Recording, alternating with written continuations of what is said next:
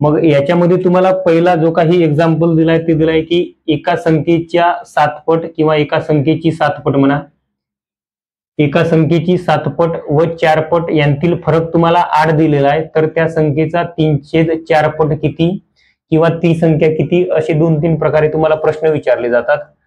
मग तुम्हाला मी अगोदर सांगितलंय पहिल्या व्हिडिओमध्ये, कोणतीही संख्या दिली तर तुम्हाला ती संख्या माहित नसते, म्हणजे तुम्ही त्या संख्येला x घेऊ शकता. म्हणजे आपण इथे असं मानू की ती संख्या x राहणार आहे.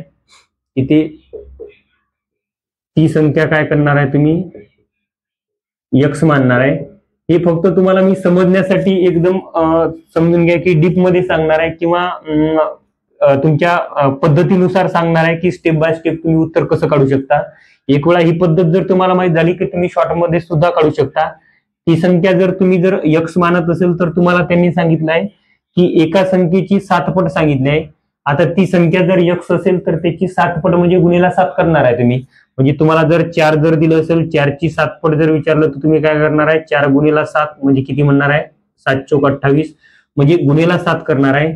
याचा अर्थ राहणार आहे की तुम्हाला दिले एका संख्येची 7 पट, ती संख्या तुम्ही जर x जर मानली असेल तर 7 पट किती होणार आहे तुमचे, 7x होणार आहे. व 4 पट म्हणत आहे म्हणजे त्या संख्येची 4 पट म्हणजे किती राहणार आहे, 4x राहणार आहे. एका संख्येची 7 पट घेतलाय तुम्ही आणि त्या संख्येची किती घेतलाय तुम्ही, 4 पट घेतलाय. 7 गुणिला x म्हणजे 7 पट, 4 गुणिला x म्हणजे किती राहणार आहे, 4 पट. यांतील फरक तुम्हाला 8 दिलाय. फरक म्हणजे होते वजाबाकी. म्हणजे आपण एक काम करू, यांतील फरक म्हणजे वजाबाकी. यांतील फरक किती दिलाय तुम्हाला, 8. म्हणजे दोघांची जर वजाबाकी जर करतो म्हटलं तर किती दिलाय तुम्हाला, 8 दिलाय. म्हणजे या पद्धतीने तुमची मांडणी राहणार आहे. एका संख्येची 7 पट व त्या संख्येची 4 पट यांतील फरक म्हणजे वजाबाकी, यांतील फरक किती दिलाय तुम्हाला, 8. म्हणजे दोघांची वजाबाकी बरोबर किती राहणार आहे, 8. मग जर 7x मधून जर आपण 4x जर काढतो म्हटलं किती होणार आहे तुमचे, 3x राहील. 3x बरोबर जर 8 घेतो म्हटलं तर तुम्हाला x ची किंमत काढायची आहे. जे काही तुमचे 3 इकडे गुणाकारात दिले तिकडे जर पाठवतो म्हटलं तर भागाकारामध्ये जाईल. म्हणजे x बरोबर किती व्हायला पाहिजे तुमचे, 8/3. म्हणजे ही राहणार आहे ती संख्या. ही काय राहणार आहे, ती संख्या. म्हणजे जे काही तुम्ही x मानलं होतं, x ची किंमत निघत आहे तुमचे 8/3. मग आता तुम्हाला सांगितलं आहे की त्या संख्येचा 3/4 पट किती. म्हणजे ती संख्या दिली आहे तुम्हाला 8, तर 8/3/4 पट विचारलाय त्यांनी. मग तुम्हाला काय करायचं आहे, ती संख्या तुम्हाला मिळाली आहे 8/3. या संख्येचा 3/4 संख्येचा जर म्हटलं तर तुम्हाला गुणाकार करायचा आहे. किती म्हटलंय त्यांनी, 3/4. हे 3 1 3, 3 1 3, 4 1 4, 4 2 किती 8. म्हणजे तुमचं उत्तर राहणार आहे किती, 2. आता जे काही तुमचं उत्तर निघत आहे ते उत्तर निघत आहे तुमचा त्या संख्येचा 3/4. म्हणजे त्या संख्येचा जर तुम्हाला 3/4 जर विचारलं तर उत्तर 2 राहणार आहे. जर त्यांनी त्या संख्येत किंवा ती संख्या जर विचारली तर ती संख्या कोणती राहणार आहे तुमची, 8/3. म्हणजे याचे उत्तर तुम्ही 2 काढणार आहे. की ती संख्या जर तुम्हाला विचारलं असतं तर ती संख्या राहिली असती तुमची 8/3 आणि त्यांनी विचारलाय त्या संख्येचा 3/4, तर त्या संख्येचा 3/4 किती येणार आहे तुमचं, 2 येणार आहे. या पद्धतीने एकदम साधं राहणार आहे, बेसिक राहणार आहे. 7 पट म्हटलं तर 7 गुणिला x म्हणजे 7x करणार आहे. 4 पट म्हटलं तर 4 गुणिला x म्हणजे 4x. त्यांनी फरक सांगितलाय, फरक म्हणजे काय राहणार तुमची वजाबाकी. जे काही दिलंय ते तुम्हाला बरोबरच्या दुसऱ्या साईडने लिहायचं आहे, कारण की तुमचं इक्वेशन तयार होणार आहे. 7x - 4x किती राहणार आहे, 3x. आता हे स्टेप बाय स्टेप तुमची मांडणीनुसार राहणार आहे. पण जर शॉर्ट मध्ये जर घेतो म्हटलं, शॉर्ट मध्ये काय करणार आहे तुम्ही, एका संख्येची 7 पट म्हणजे किती राहणार आहे तुमचे, सरळ सरळ 7x येणार आहे. त्या संख्येची 4 पट किती राहणार आहे, 4x. दोघांतील फरक म्हणजे मायनस, आणि किती दिलाय फरक तुम्हाला, बरोबर 8 दिलाय. 7 मधून 4x गेले, उरले 3x. आणि 3x जर तुमची इकडे राहत असेल तर तिकडे किती राहणार आहे, 8 राहणार आहे. 3x बरोबर जर 8 राहत असेल तर x बरोबर किती राहणार आहे, 8/3 तुम्हाला 3 करायचं आहे.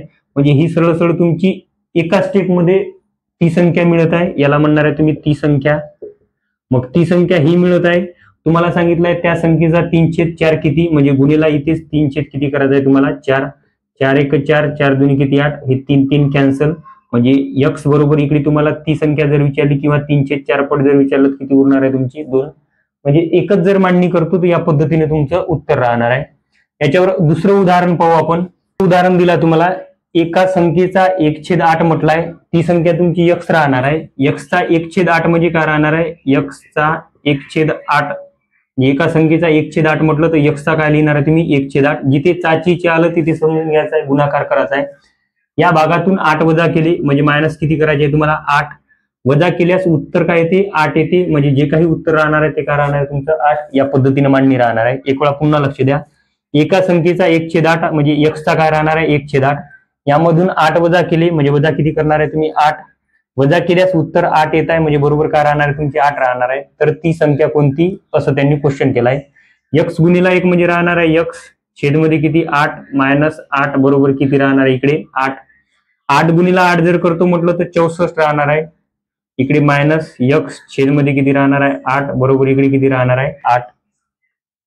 हे 8 जे काही दिलंय याचा गुणाकार इकडे 8 सोबत होणार आहे. म्हणजे 8 गुणिला जर 8 करतो म्हटलं तर पुन्हा इकडे बरोबरच्या पलीकडे तुमचे 64 राहील आणि इकडे शिल्लक राहणार आहे तुमचं x मायनस किती? 64.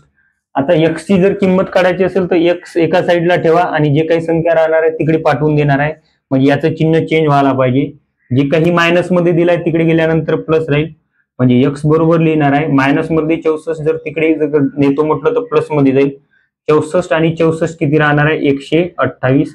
म्हणजे ती संख्या असायला पाहिजे तुमची किती? 128. मग आता हे जे काही तुमचं उत्तर निघत आहे 128 हे उत्तर बरोबर आहे की चुकीचं आहे हे पाहण्यासाठी काय सांगितलंय त्यांनी? गणितामध्ये तुम्ही जर त्याला मांडतो म्हटलं तरी चालणार आहे. एका संख्येचा 1/8 म्हणजे x निघालाय तुमची 128. म्हणजे 128 चे जर 1/8 करतो म्हटलं आणि त्याच्यातून जर वजा 8 करतो जर म्हटलं तर उत्तर तुमचं 8 येते की नाही हे 5 आहे. म्हणजे उत्तर किती येते आपण एक वेळा पाहून घेऊ. 8 ने जर भाग देतो म्हटलं तर 8 1 8 इथे किती राहणार आहे? 8 1 8 उरले किती? 4. 48 झाले तुमचे. 8 सकम किती? 48. म्हणजे 16 गुणिला उरणार आहे तुमचे किती? मायनस मध्ये 8 म्हणजे 16 गुणिला 1 म्हणजे 16. 16 मधून जर 8 जर काढतो म्हटलं तर उत्तर किती येणार आहे तुमचे? 8. म्हणजे हे तुमचं जे काही उत्तर निघत आहे 128 हे काय राहणार तुमचं? बरोबर राहणार आहे. पहा नंतर तुम्हाला तिसरं उदाहरण दिलंय की एका संख्येला 5 ने भागल्यास, आता तुमच्याजवळ संख्या नाही म्हणजे तुम्ही x च मानणार आहे. म्हणजे ती संख्या राहणार आहे x. त्या संख्येला 5 ने भागल्यास म्हटलंय म्हणजे भाग कितीने देणार आहे तुम्ही? 5 ने भाग देणार आहे. 5 ने भागल्यास उत्तर सांगितलंय तुम्हाला 24 येते. म्हणजे जे काही भाग देणार आहे याचं उत्तर किती येणार आहे? 24 अशी मांडणी राहणार आहे. इकडे काही नाही म्हणजे छेदमध्ये 1 राहतो तुमचा, मध्ये बरोबरचं चिन्ह म्हणजे तिरपा गुणाकार व्हायला पाहिजे. x गुणिला 1 म्हणजे किती राहणार आहे? x बरोबर 24 गुणिला 5 24 पंचे किती राहणार आहे? 120. म्हणजे 120 राहणार आहे तुमचं उत्तर. वाटल्यास कन्फर्म करून घ्या. 120 ला कितीने भाग देणार आहे तुम्ही? 5 ने भाग देणार आहे. इथे भाग किती जाणार आहे तुमचं? 24 चा. म्हणजे हे 24 काय राहणार आहे तुमचं? उत्तर राहणार आहे. जे तुम्ही भाग दिल्यानंतर येईल. म्हणजे x ची किंमत 120 म्हणजे ती संख्या कोणती राहणार आहे तुमची? 120 राहणार आहे. एकदम सोपं राहील. पहा नंतर दिलाय तुम्हाला एका संख्येचा 4/5 भाग म्हणजे ती संख्या तुम्ही x च घ्या शेवटपर्यंत. एका संख्येचा 4/5 भाग म्हणजे x चा 4/5 म्हणजे सरळ सरळ तुम्ही जो काही x गुणिला 4 म्हणणार आहे याला सरळ सरळ तुम्ही 4x लिहून घ्या. म्हणजे एक जी काही स्टेप राहणार आहे ती तुमची कमी होईल. 4x व त्याच संख्येचा 2/5 भाग म्हणजे याला लिहिणार आहे तुम्ही 2x छेदमध्ये किती? 5 भाग लिहिणार आहे. भागापेक्षा 60 ने काय म्हणत आहे तुम्हाला? जास्त म्हणत आहे. एक वेळा पुन्हा वाचा. एका संख्येचा 4/5 भाग हा जो काही भाग राहणार आहे या भागापेक्षा हा भाग 60 ने जास्त आहे. म्हणजे ही भाग मोठा राहणार आहे या भागापेक्षा. म्हणजे 60 ने जास्त म्हणा किंवा कमी म्हटलं तरी काय राहणार आहे? दोघांमधला तुम्हाला सरळ सरळ फरक दिलाय. म्हणजे हा मोठा भाग आहे याच्यापेक्षा कितीने मोठा म्हणणार आहे तुम्ही? 60. म्हणजे या भागमधून जर हा भाग जर वजा करतो म्हटलं तर उत्तर किती यायला पाहिजे तुमचं? 60 उत्तर यायला पाहिजे. म्हणजे तुम्ही मायनस करणार आहे बरोबर किती राहणार आहे तुमची इकडे? 60. म्हणजे हा भाग 60 ने मोठा आहे म्हणजे याच्यामधून जर हा भाग जर मायनस करतो म्हटलं तर किती म्हणणार आहे तुम्ही? 60 म्हणणार आहे. दोघांचा पाया तुम्हाला सारखा दिलाय म्हणजे तुम्ही एकच वेळा लिहिणार आहे. 4x मधून 2x गेले उरले किती? 2x बरोबर इकडे राहणार आहे 60. अंशांशात तुम्ही भाग देऊ शकता. 2 1 2 32 किती? 30 ने भाग जाईल 60. म्हणजे इकडे 30 गुणिला जर 50 जर करतो म्हटलं तर इकडे राहणार आहे 150 आणि इकडे शिल्लक राहील तुमचा किती? x. म्हणजे x बरोबर तुमचं उत्तर निघत आहे 150. 150 चे 4/5 भाग काढून पहा. म्हणजे 150 चे 4 किती? 5. इकडे 30 चा भाग जाईल. 30 गुणिला 40 म्हणजे किती राहणार आहे? 120. आणि त्याचा आता 2/5 भाग काढून पहा. 150 चे 2 किती 5, इकडे 30चा भाग जाईल. 30 दुनी किती 60. म्हणजे पहिला भाग निघत आहे तुमचा 120चा आणि दुसरा भाग किती निघत आहे 60चा. दोघातला फरक पहा, तुम्हाला 60 दिलाय. 120 मधून 60 जर मायनस करतो म्हटलं तर उत्तर किती यायला पाहिजे तुमचा 60. म्हणजे त्या पद्धतीने हे काय राहणार आहे उत्तर राहणार आहे. नंतर तुम्हाला क्वेश्चन दिलाय एका संख्येच्या 5 पटीतून ती संख्या जर x घेतो म्हटलं तर त्याची 5 पट किती राहणार आहे 5x राहील. 5 पटीतून 5 कमी करून म्हणजे वजा किती करायचे तुम्हाला 5 करायचे आहे. 5 कमी करून 7 ने भागल्यास म्हणजे याला भाग द्यायचा आहे तुम्हाला 7 ने भाग देणार आहे तुम्ही. 7 ने भागल्यास भागाकार 15 येतो. म्हणजे जे काही उत्तर राहणार आहे ते किती राहणार आहे तुमचं 15 राहणार आहे. या पद्धतीने मांडणी. एका संख्येच्या 5 पटीतून 5 वजा करून 7 ने जर भाग देतो म्हटलं तर उत्तर किती राहणार आहे 15. इथे तिरपा गुणाकार होणार आहे. इकडे शिल्लक राहील तुमचे 5x - 5 बरोबर 15 सक 90. 15 साधी किती 105. जे काही -5 आहे तिकडे घेऊन जा म्हणजे प्लस मध्ये जाईल. म्हणजे इकडे शिल्लक राहणार आहे 5x बरोबर किती 105 आणि हे मायनस वाले तिकडे नेतो म्हटलं प्लस होईल म्हणजे 110 होणार आहे. 5x बरोबर 110 तर x बरोबर 5 ने इकडे भाग देऊ शकता तुम्ही. 5 दुनी 10, 5 दुनी किती 10. म्हणजे इथे उत्तर निघत आहे तुमचं x बरोबर किती 22. आता हे तुमचं उत्तर कन्फर्म आहे की नाही तर एक वेळा पाहून या वाटल्यास. जर तुम्ही समजून घ्या त्या संख्येच्या 5 पटीतून म्हणत आहे म्हणजे याची पट किती राहणार आहे 22 गुणिला 5 - 5 करणार आहे आणि भाग कितीने देणार आहे 7 ने. उत्तर तुमचं किती यायला पाहिजे 15 उत्तर यायला पाहिजे. कारण की त्या संख्येच्या 5 पटीतून म्हणजे गुणिला 5, 5 वजा करून 7 ने जर भाग देतो म्हटलं तर भागाकार किती येणार आहे 15 असं त्यांनी सांगितलंय. आता 15 उत्तर येते का तर पाहून घेऊ. 22 पंचे किती राहणार आहे 110 - 5 छेदमध्ये किती 7. 110 मधून जर 5 काढतो म्हटलं तर किती राहणार आहे 105 शिल्लक राहील. 105 ला कितीने भाग द्यायचा आहे 7 ने. 7 × 7 उरले 3, 7 × 5 किती 35. म्हणजे उत्तर येणार आहे तुमचं 15. म्हणजे ते उत्तर काय राहणार आहे तुमचं बरोबर. म्हणजे उत्तर राहील तुमचं x बरोबर 22. म्हणजे ती संख्या राहणार आहे 22 तुमची. पहा नंतर क्वेश्चन दिलाय तुम्हाला एका संख्येची 9 पट म्हणजे तुम्ही घेणार आहे 9x व 3 पट म्हणजे 3x. यांतील फरक सांगितलाय. फरक म्हणजे वजाबाकी घ्या. फरक किती सांगितलाय तुम्हाला 96. म्हणजे दोघांची वजाबाकी जर करतो म्हटलं तर 96 येणार आहे. तर त्या संख्येची तुम्हाला 3/8 विचारलाय. म्हणजे जे काही उत्तर येईल गुणिला किती करणार आहे तुम्ही 3 किती करणार आहे 8. 9x मधून 3x गेले उरले 6x बरोबर किती 96. 6 ने 96 ला भाग द्या 6 × 6, 6 × 6 उरले 3, 6 × 6 36. म्हणजे x बरोबर किती मिळत आहे तुम्हाला 16. म्हणजे ही राहणार आहे ती संख्या. इकडे लिहून घ्या वाटल्यास. ती संख्या जर घेतो म्हटलं तर ती संख्या किती राहणार आहे x. आता त्या संख्येची तुम्हाला 3/8 विचारलाय. म्हणजे 16 ची घ्या इथे. 16 ची किती 3 किती 8. 8 × 8, 8 दुनी 16. 3 गुणिला 2 म्हणजे किती राहणार आहे 3 दुनी 6. हे राहणार आहे तुमचं त्या संख्येची 3/8. ती संख्या जर विचारली असते तर ती संख्या राहिली असती तुमची 16. एकदम सोपं आहे. 1 आणि 1 दोन स्टेप मध्ये तुमचं उत्तर निघणार आहे. एका संख्येचा 3/8 म्हणजे 3x छेद सरळ सरळ 8 लिहून घ्यायचा आहे. एका संख्येचा म्हणजे x चा 3/8 आपण जणी मांडणी म्हणजे 3 गुणिला x म्हणजे किती 3x सरळ सरळ लिहून घेतला आपण. 3/8 भागातून 9 कमी केले म्हणजे वजा किती 9. वजा 9 केल्यास उत्तर किती येत आहे 18. म्हणजे बरोबर किती राहणार आहे तुमचे 18. या पद्धतीने मांडणी. तर ती संख्या कोणती म्हणजे तुम्हाला x ची किंमत काढायची आहे.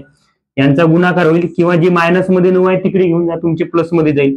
म्हणजे इथे राहणार आहे 3x छेदमध्ये 8 बरोबर 18 प्लस किती म्हणणार आहे तुम्ही 9. म्हणजे 18 आणि 9 किती लिहिणार आहे सरळ सरळ इकडे 27 लिहून घ्या वाटल्यास. मग आता यांचा तिरपा गुणाकार होईल. 8 साठी किती 56, 56 6 हातची किती 5. 8 दुनी 16, 16 आणि 5 किती 21 बरोबर इकडे राहणार आहे 3x. म्हणजे 3x बरोबर किती येत आहे तुमचे 216. 3 ने आता भाग देऊन द्या 3 × 1 3, 3 × 7 किती 21 आणि 3 2 किती 6. म्हणजे x बरोबर उत्तर येत आहे तुमचं किती 72. पहा एकदम नंतर थोडं चेंज केलं आपण गणित. एका संख्येचा 2/5 भागातून म्हणजे 2x/5 मधून 8 कमी केले म्हणजे वजा 8 करायचा आहे. 8 कमी केल्यास उत्तर किती येत आहे 16. म्हणजे बरोबर उत्तर किती राहणार आहे तुमचं 16. तर ती संख्या विचारली आहे म्हणजे याचा अर्थ राहतो की तुमची x ची किंमत विचारली आहे. -8 ला तिकडे घेऊन जा म्हणजे प्लस मध्ये जाईल. इकडे शिल्लक राहील तुमचे 2x छेदमध्ये 5. 16 आणि 8 किती 24. 24 आणि 5चा तिरपा गुणाकार, 24 पंची किती 120, 120 बरोबर इकडे शिल्लक राहणार आहे तुमचे 2x, 2 ने 120 ला जर भाग देतो म्हटलं तर 60 राहणार आहे. ही राहील तुमची x ची किंमत. एका संख्येचा 4/5 भाग म्हणजे x चा 4/5 म्हणजे सरळ सरळ तुम्ही 4x छेद किती लिहिणार आहे 5. भाग हा त्या संख्येच्या 1/3 भागापेक्षा म्हणजे x छेद किती 3 भागापेक्षा 56 जास्त आहे. हा भाग 56 जास्त असं सांगितलंय त्यांनी की हा भाग याच्यापेक्षा 56 जास्त राहणार आहे. म्हणजे याची दोघांची वजाबाकी जर करतो म्हटलं उत्तर किती येणार आहे तुमचा 56 येणार आहे असा अर्थ राहील त्याचा. मग इथे पाया तुमचा सारखा नाही तर पाया सारखा करून घेऊ. 5 आणि 3चा जर लसावी काढतो म्हटलं किंवा तिरपा गुणाकार करून बघा. 3 चौक किती 12x इकडे राहील मायनस 5 गुणिला x किती राहणार आहे 5x छेदमध्ये 5 गुणिला 3 किती होईल 15 बरोबर इकडे किती राहणार आहे 56. 12x मधून 5x जाईल शिल्लक किती राहणार आहे 7x बरोबर 15 सख 90 यांचा गुणाकार हातचे किती 9 15 5 75 75 आणि 9 किती राहणार आहे 84 म्हणजे 7x बरोबर 840. तर x बरोबर 7 ने भाग द्या 7 1 किती 7 उरला 1 7 2 किती 14 0 म्हणजे x बरोबर उत्तर असायला पाहिजे तुमचं किती 120.